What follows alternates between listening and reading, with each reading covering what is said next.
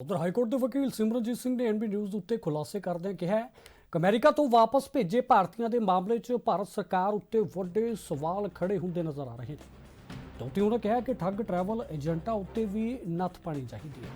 ਕਿਉਂਕਿ ਐਨਬੀ ਨਿਊਜ਼ ਦੇ ਨਾਲ ਖਾਸ ਚਰਚਾ करते हुए ਉਹਨਾਂ ਕੀ ਕੁਝ ਆਖਿਆ ਹੈ, आओ जानते हैं। एएनबी न्यूज़ के लिए मैं दर्शन सिंह कुखर। हम बात करेंगे जो अमेरिका से जो एक जहाज़ आया, डोंकी लगाने वाले जो वहाँ गए थे उनको छोड़ने के लिए उन पे बेड़ियाँ भी लगाएगी, हथकड़ियाँ भी लगाएगी। इस कारण विवाद हुआ है कि उनके साथ जो व्यवहार गलत किया गया। मेरे साथ हैं पंजाब व हरियाणा हाई कोर्ट के एडवोकेट सिमरनजीत सिंह। इनसे बात करते हैं कि कोताही कहाँ हुई और कैसा व्यवहार करना चाहिए था। एडवोकेट साहब स्वागत है थोड़ा। नमस्कार, सत श्री अकाल जी। एक कंट्रोवर्सी चल रही है कि हथकड़ियाँ और बेड़ियाँ नहीं लगानी चाहिए थी अमेरिका वाले को, फौज का जो जहाज़ आया। आपका क्या कहना है इस मसले को लेकर? देखो, जो फीटर्स है, मतलब अंग्रेज़ी में हम बोलते हैं फीटर्स, जो हिंदुस्तान का कानून है उसमें एक लैंडमार्क जजमेंट है सुप्रीम कोर्ट की, जो कहती है कि आप किसी भी कॉस्ट पे किसी भी कैदी के पैरों में बेड़ियाँ फीटर्स नहीं डाल सकते।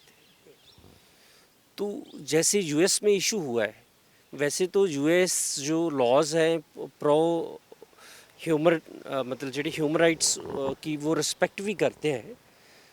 जब से जो लोग डिपोर्ट किए गए हैं, जो वहीं पे इलीगल मींस के ज़रिए वहीं पे चले गए थे, तो जब वहीं पे लैंड किया है तो मतलब ये फर्स्ट टाइम हाईलाइट हुआ कि उनको फीटर्स भी लगाई गई और हैंडकफिंग भी की गई।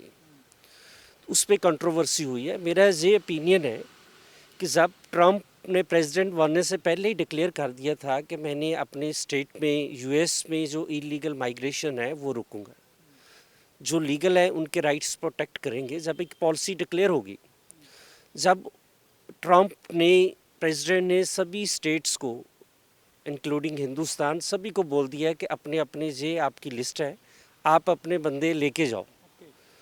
तो यहीं पे ये था कि जो इंडियन फॉरेन मिनिस्टर था, क्योंकि फॉरेन मिनिस्टर का काम है कि जो भी फॉरेन में आपका कोई भी इंडियन सिटीज़न है उसको प्रोटेक्ट करना है। इनको चाहिए था कि ये जो फॉरेन डिपार्टमेंट है यूएस का, उसके साथ कम्युनिकेशन करते, तो जो लोग इंडियन फंसे हुए हैं उनको मतलब ये अपना जहाज़ दे के लेके आते, तो जो इनका जहाज़ है उन पे इनका ही इंडियन स्टेट का ही लॉ लागू होना था। फिर वो फीटर्स और हैंडकफिंग लगाने की ज़रूरत नहीं थी।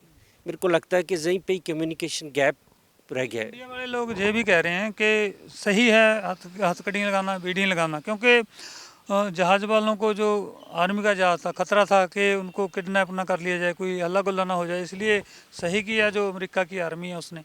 देखो, मतलब जो प्रीवियस लॉ था, मतलब सुप्रीम कोर्ट ने भी बोला कि हैंड कफिंग फीटर्स आप नहीं लगा सकते, लेकिन अब जो नया लॉ अमेंड हुआ है, जो नए लॉ आए हैं हिंदुस्तान में, जो आईपीसी सीआरपीसी के इन्होंने बदल लेके आए हैं, उसमें इन्होंने डिक्लेयर कर दिया है कि आप फीटर्स भी लगा सकते हो, आप हैंड कफिंग भी लगा सकते हो। ये जो हमारा हिंदुस्तान का लॉ ऑफ द लैंड है, वहीं पे भी प्रोविज़न है। पर अमेरिका वाले जब दूसरे मुल्कों से अपने बसिंदों को लाते हैं जहाँ आपके देश में, तो अच्छा विवेक व्यवहार करते हैं। वैसे भी कौमांतरी सतह पर एक अक्स की बात हो जाती है कि किसी देश का अक्स बनना होता है, तो अच्छा व्यवहार तो करना चाहिए था वैसे भी इंसानियत नाते। वैसे तो मेरी नज़र में ये कोई हीनियंस क्राइम नहीं किया है। ये तो वो लोग हैं जो रोज़गार के लिए गए हैं यूएस में। तो स्पेशली यूएस में जो यूएस है ये तो स्टेट ही जी फॉरेन लोगों का है। जो लोकल नेटिव्स हैं यूएस के वो तो है नहीं। ये तो यूरोपियन लोग इधर साउथ एशियन लोगों ने जाके यूएस को बिल्ड किया है। स्पेशली जो पंजाब के लोग हैं, पंजाब के लोग चले गए थे अराउंड 1890 के आसपास यूएस में। तो वहीं पे ही मतलब ये सभी पब्लिक है कि जो पंजाब के लोग हैं उनकी बहुत बड़ी कंट्रीब्यूशन है यूएस में। जब भी उनके कोई भी प्रॉब्लम आती है यूएस में, तो पंजाब के लोगों ने फ्रंट पे वहीं पे लंगर भी लगाए हैं और स्टेट को सपोर्ट भी किया है। सो मेरे को लगता है कि मतलब ये यूएस जैसे इस केस में यूएन को भी देखना चाहिए था कि ये लोग जो है ये विक्टिम है, ये क्रिमिनल्स तो है नहीं, ये तो काम करने गए हैं। तो जनरली लोग क्रॉस करते हैं। सो ऐसा जो एटीट्यूड है, इस किस्म का व्यवहार है वो मतलब कंडेम करना चाहिए। एडवोकेट साहब, अब उन पर पर्चे दर्ज किए जाने लगे हैं जो ट्रैवल एजेंट हैं, जिन्होंने डोंकी लगाकर इन लोगों को भेजा था। पहले सरकार सुती रही, पहले भी चाहिए था कि जो ट्रैवल एजेंट हैं गलत, उनसे नकेल कसती। आपका क्या कहना कि ये सही किया जा रहा है, जबकि थोड़ा देरी तो हो गई लेकिन अच्छा कदम उठाने लगे हैं सरकार वाले? ऑलरेडी पंजाब में तो ट्रैवल एजेंट्स का एक्ट बना हुआ है। मतलब problem one sided travel agent के खिलाफ नहीं चलना चाहिए। जो लोग इलीगल मीन्स से जाना चाहते हैं उनको किसी ने ज़बरदस्ती तो लोड किया नहीं, उन्होंने पैसे दे के वॉलंटरली गए हैं ना, किसी के साथ धोखा नहीं हुआ है। सो इस पोजीशन में मतलब आप वो पब्लिक का जो पब्लिक ओपिनियन है उसको दूसरी जगह डिवर्ट करने की जो कोशिश है। जो ट्रैवल एजेंट्स है, स्टेट को चाहिए कि हर गली में ट्रैवल एजेंट बैठा है। जब इन्होंने लॉ बनाया हुआ है, स्पेशल एक्ट है, तो उसकी एग्जीक्यूशन किसने करनी है? अगर इन्होंने इफेक्टिव एग्जीक्यूशन की होती तो ये नौबत ही नहीं आती। सरकार की किरकिरी हो रही है, आपको लगता है कि जो सारा जो सिलसिला चला 3-4 दिन से? दूसरी बात, अमृतसर को चुना गया है, इस पे भी कंट्रोवर्सी है कि पंजाब को बदनाम करने की कोशिश की गई है, और स्टेटों के हैं या फिर दिल्ली में उतारते। इसमें क्या आपको नज़र आ रहा है कि गैप क्यों रखा गया, जहाँ अमृतसर ही क्यों चुना गया? नहीं, ऐसा नहीं होना चाहिए। अमृतसर ठीक है क्योंकि अमृतसर सारे पंजाब के सेंटर पॉइंट है। अगर किसी ने बठिंडे जाना वो भी 2-3 घंटे का रास्ता है। आपके तो 30 बंदे हैं ना 104 में से, और हरियाणा के हैं, महाराष्ट्र के हैं, यूपी के हैं, बिहार के हैं, सभी स्टेटों के हैं। वो तो जो भी इनको ऑफिशियल जो भी है इनकी कन्वीनियंस है वो हो सकती है। जब बंदे लैंड कर गए वो प्रॉब्लम नहीं है। प्रॉब्लम तो स्टेट गवर्नमेंट को चाहिए कि लोग 40-50 लाख लगा के इलीगल मीन से अब्रॉड क्यों जा रहे हैं। स्टेट ने यहीं पे एम्प्लॉयमेंट के मौके क्यों जनरेट नहीं कर रहे कि लोग पैसे भी लगा रहे हैं, रिस्क भी ले रहे हैं। अगर वही ऑप्शन यहीं पे होती तो फिर मेरे को लगता लोग बाहर नहीं जाने की ज़रूरत नहीं है। एक ये भी कहा जा रहा है कि 18,000 जो भारतीय हैं उनको चुना है भेजने के लिए वापस। तो आगे से ऐसा ना हो, हथकड़ियाँ ना लगें, बेड़ियाँ ना लगें, और क्या क्या रास्ता अख्तियार करना चाहिए जो सही तरीके से उनको जहाँ लाया जाए? देखो ये तो सीरियस प्रॉब्लम है। मतलब इसमें जो अपना फॉरेन मिनिस्ट्री का ऑफिस है, हमारे एम्बेसडर्स हर दुनिया की हर स्टेट में बैठे हुए हैं, वो उस लेवल पे यहीं पे कम्युनिकेशन गैप है वो पूरा करना चाहिए। तो इनमें कोई भी हीनियंस क्राइम तो कमिट करके आया नहीं है।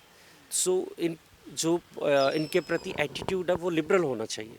क्योंकि साहब, जो बंदा 50 लाख लगा रहा है, 40 लाख लगा रहा है, एक फैमिली ने 1 करोड़ भी लगाया, वो तो वहीं कोई अपना काम कर सकता है। फिर विदेश भेजने की होड़ क्यों लगी हुई है? सिलसिला ये क्यों इतना ज़्यादा है?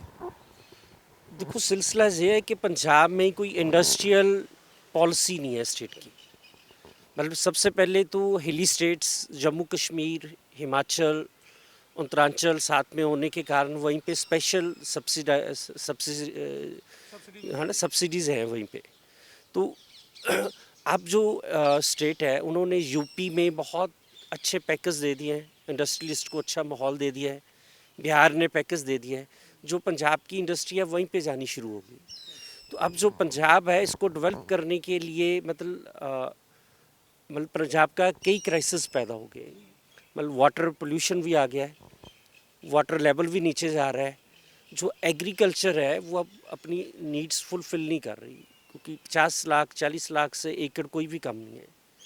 तो इस पोजीशन में पंजाब को एक अच्छी इंडस्ट्रियल पॉलिसी लेके आनी चाहिए जिसमें लोगों को रोज़गार भी मिले और जो पंजाब का पैसा है पंजाब में इन्वेस्ट हो, बाहर ना जाए। ये थे एडवोकेट सिमरजीत सिंह, जिन्होंने साफ कहा कि जो अमेरिका में जो डोंकी लगा कर गए हैं उन्होंने इतना ज़्यादा जुर्म भी नहीं किया कि उसके साथ गलत व्यवहार किया जाए। जो भी आगे से वहाँ से लोग आएंगे उनके लिए भारत सरकार को चाहिए कि अपने विमान बेचकर उनको जहाँ लाया जाए, ताकि ऐसा ना हो कि बार बार ऐसे विवाद फिर शुरू हो जाएं। कैमरामैन मनदीप के साथ दर्शन सिंह खोखर, चंडीगढ़।